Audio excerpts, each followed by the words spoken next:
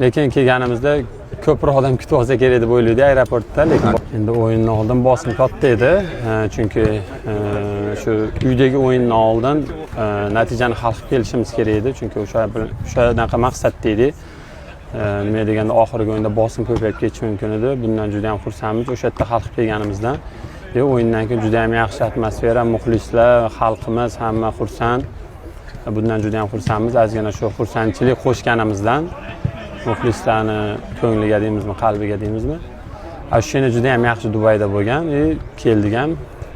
Lekin kelganimizda ko'proq odam kutib olsa kerak deb o'ylaydi aeroportda, lekin boshqa ko'pchilik Birlashgan Arab Amirliklarida bo'lib qoldi.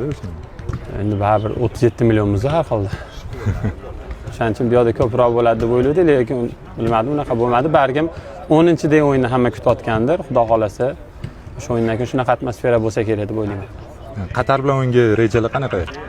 Qatar bilan o'yinga xalqimizga chiroyli bayram tuhfa qilish, xudo xolasa. Undan tashqari o'zi Qatar bilan ham yaxshi hisob-kitoblar bor. Undan tashqari yana uyda o'ynaymiz, chiroyli o'yin o'tkazib, g'alaba qozonib, muxlislarning oldida yaxshi tugatishimiz kerak bu siklni deb o'ylayman.